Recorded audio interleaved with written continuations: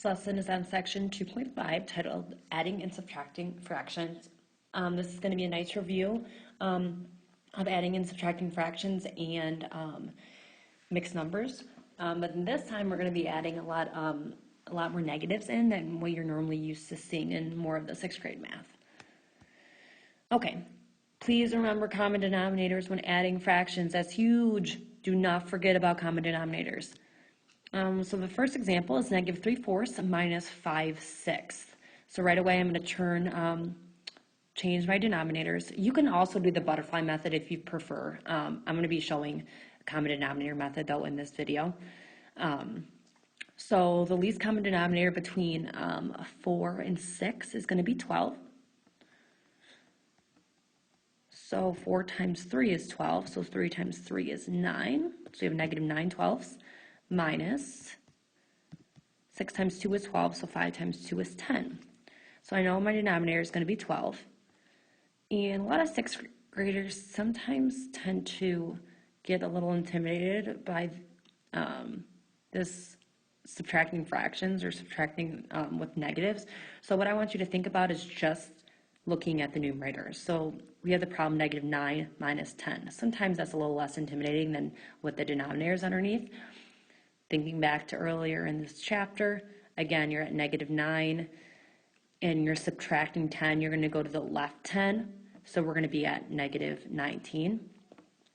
So we have -19/12. We are not done though. We need to simplify.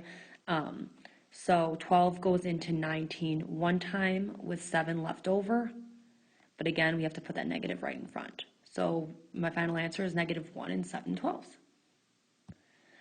Next, I have the problem 1 2/3 minus -4/9. So again, forget that the negatives the parentheses are even there. Right away though, I see those two negatives right next to each other. I'm going to change this problem into an addition problem. Makes it a lot easier. So also when adding fractions, or in mixed numbers, add the fractions first, and then you can attach the whole number at the end. That's a little bit easier. It'll make the problem go a little bit faster. So I'm going to have 2/3 plus 4/9. I'm going to multiply the top and the bottom by 3 to get the common denominator of 9. 3 times 3 is 9, so 2 times 3 is 6. And then I don't have to do anything with this fraction. 6/9 plus 4/9 is 10/9. Which reduces to 1 1/9. And then all I have to do is combine that 1 with the 1, or add them together. 1 plus 1 is 2. So 2 1/9 is my final answer. My last example is, so we have -3 1/2 minus 1 5/6. So when subtracting mixed numbers, we have to notice the fractions that we're subtracting. Right away here, 1/2 is smaller than 5/6. So if that's the case, we have to turn these mixed numbers into improper fractions first before subtracting. In this problem back here, 2/3 was technically bigger than 4/9 before we even started this problem. Yes, we ended up turning it into an addition problem, so it didn't really matter. But when we're subtracting mixed numbers, you always have to look at the fractions to see if our first fraction is bigger or smaller than the second fraction we're subtracting. In this case, 1/2 is smaller than 5/6, so we have to turn them into improper fractions, or it's going to mess up the problem in the end. So let's just turn them into improper fractions right away. 2 times 3 is 6. 6 plus 1 is 7. So you have -7/2 minus 6 times 1 is 6, plus 5 is 11. So minus 11/6.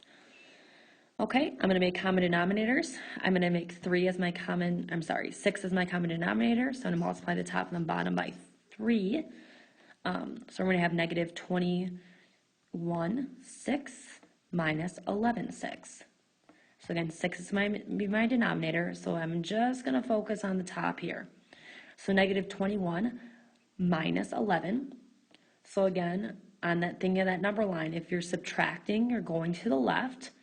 So what we're really thinking of doing is 21 plus 11 is 32, but it's going to be negative 32 because we keep going left 11 past negative 21, or to the left of 21. So I'm going to have negative 32, 6. So I'm not done though, I have to simplify. So 6 goes into 32 5 times with 2 left over. So it would be negative 5 and 2, 6, which reduces to negative 5 and 1/3.